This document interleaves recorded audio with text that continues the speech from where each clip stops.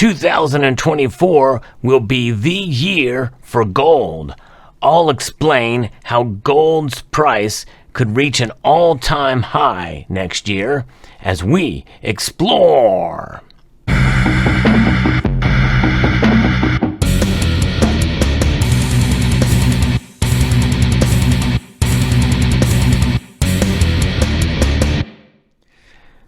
Gold has done very well, all things considered, throughout a lot of rate hikes that we have seen over the course of time. And it's that backdrop that I think could send gold much higher in the coming year. If you enjoy videos like this where I talk about the markets and talk about gold and the fundamentals of precious metals, I hope you will consider subscribing to the channel. But what do we know about gold now? Well, over the course of the past couple of years, it has broken records in terms of nominal dollars. It has risen far above $2,000 an ounce several times. Some of those times I've made predictions actually came true. The all-time high of gold is resting about $2,069 in nominal dollars. But what about inflation-adjusted dollars? Well, we have some room to move upwards. If you look back over the course of history, in 1980 was the last time that we've seen gold reach an all-time high, and that number was $800, or right around there. Adjusted for inflation, gold's all-time high would be about $3,000 today. So we have some headroom to move. And that could easily happen in 2024 because of history as our guide. We are essentially in an unprecedented era right now because for the first time in 236 years, we have never seen anything quite like what is happening right now with bond yields. And that's going to be huge for gold's price moving forward. But I think there's other factors as well too, and I'll get to those later in the video. Bond yields have been rising nonstop for the third calendar year in a row. And if 2023 ends up being negative, which essentially means higher rates, it will be the first time since 1787 that interest rates have risen for 3 consecutive years. On the other side of this historic breakout in yields is mean reversion. And that means that the more this record prolongs, the more likely it will be that rates will come down in 2024, and that will be gold's biggest catalyst. And you know what? I think a lot of different sectors of the economy, including the mining sector, see this as well.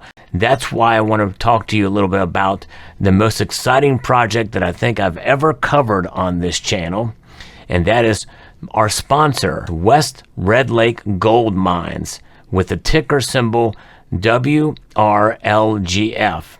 They are a mineral exploration company that is developing the Madsen Gold Mine in Ontario, Canada. That's their flagship. But first, before we talk about West Red Lake Gold Mines, I'm going to talk about some of the major players involved because management is key. To me, that is the most important thing when looking into a company, the experience and the guidance that comes with it. And Frank Joustra is a legend. He's a self-made mining tycoon who took part in founding Goldcorp, which is the largest gold company in the world. He owns 11.8% of it. And he was instrumental in co-founding West Red Lake Gold. He just made a purchase of $2.8 million in shares. He has a track record 5 times over building successful mines. Quite impressive. Then we have Shane Williams, who was the chief operating officer for Skeena Resources, where he was involved in advancing the past producing Eskay Creek gold project towards a restart. Then you have Tony Mukic and Duncan Middlemiss, highly capable and experienced with successful mining operations in the past. Now, the company owns 2 major projects in the Westlake region. You want to talk about what the model for this would be? Well, history is a guide. We know the famous Great Bear Resources. They are the model of what could come for Red Lake. There's a lot of potential here, more potential here than we've ever covered on this channel. West Red Lake is a highly active region that Justra will capitalize on based on the poor management of the past for the Madsen mine. Over $350 million has already been invested with the latest technology, including a very impressive 800 TPD mill. It's kind of like buying a brand new car and stepping inside and experiencing that brand new car smell. 100,000 ounces a year is their goal of production, and trading between $5 and $7 an ounce. If in 2 years, Red Lake will make 9 times more money based on the most conservative environment that they have there. And the resource of Madsen and the other project, Rowan, is about 3 million ounces. And by the way, news is breaking right now about Rowan, about some great finds that have been discovered there. It's pretty impressive. Action is taking place and news is breaking all the time with regards to what West Red Lake is about.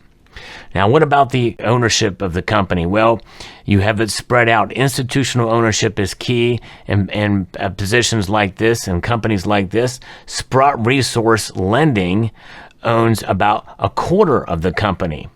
Sprott is the most capable and most efficient asset manager in this space. Now, let's talk a little bit about the health of the company.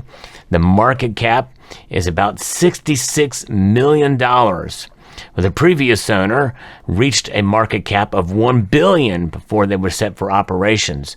So you can see how this is massively undervalued. They have $13 million in cash right now for their assets, and their enterprise value is $53 million with no debt. If you subtract the $13 million from the $66 million market cap. So from a valuation perspective, this is about as good as it gets. You're buying WRLGF, West Red Lake, at anywhere between 92% below its real value to 80% below its real value. So the discount is massive. And this is where you want to be in an exploration company. You want to be right at the beginning, before it really breaks major news, before they make big discoveries, so that you can get in at the lowest price possible. And there's a lot of potential here. Now, as is the case with any exploration company like this, it's always good to understand the risk, but also understand the potential reward in a situation like this. So I encourage you to do your own due diligence and research. I'm going to post a link in the description below to their website, and I encourage you to check out their presentation and contact them to ask questions, research the company independently as well. But back to where gold is going. Why do I think gold could reach an all-time high adjusted for inflation? In other words, $3,000 next year in 2024. Well, I believe it's going to happen because of all of the things that have been building up to where we are now. Right now, inflation is high. Gold is low compared to where it was of over $2,000 an ounce not that long ago. And there's a lot of things in the economy that lead us to think that we could hit a recession in 2024 at some level. We have geopolitics that come into play as well. And we have a lot of different things that are occurring that could move the needle in one direction, but mostly in the other, and that is to the upside for gold. So I'm very bullish on where gold could go in the next year. Now, I could be wrong on that as well, too, but you think about it, where we are at now, that would be a 33% jump, plus to reach $3,000 an ounce. But look how quickly gold has climbed over the years and the catalysts that have brought gold up to where it was. Gold has always kind of held its own, has been a stable store of value for a long time. And when you think about all the different things that kind of move gold over the past couple of years, a lot of it has to do with central banks adding more gold. In 2022, we've seen central banks add more gold into their vaults than they have since 1967. A major deal, and not many are selling. And if they are selling, they're selling to their own people, like in Turkey. I've covered that on this channel as well, too. But what is going to continue this trend of gold buying by central banks? It's going to be geopolitics. It's going to be the further de-dollarization efforts that are occurring. The BRICS nations are not going to be having a gold-backed currency, and they're not going to have a currency, a shared currency, anytime soon. But that does not mean that they are going to still do what they can to cooperate with each other and make deals and make trades between their currencies. And gold could play a role in that. And really, in effect, it already is. Why? Because nations are stacking gold. They really are. And by the way, you are too. And the more people, individuals that stack gold means that it is going to be much more less available for other applications out there. And so that's why I think that everything is kind of set in place for it to rise. And if it doesn't reach its all-time high, adjusted for inflation, I believe we'll see a new nominal high at the very least. I think that gold has some room to move in the upward direction. Now, given that this is just my opinion, I would encourage you to do your own due diligence and research on this as well. Never make any financial decisions based off of what you hear on this channel or any other channel or any other analyst. Do your own research. But I believe in gold, as you can see here on your screen. Gold, I believe, is something that will stand the test of time. It will continue to prove itself, and I believe it sells itself. This is why I hold it. This is why I stack it, and this is why I'm not selling it anytime soon. And it's a beautiful metal, for sure. And the folks at Westlake Gold, West Red Lake Gold know this too. That's why they are after it as well. Let me know what your thoughts are in the comment section below. Hope you found this video informative, insightful, and educational.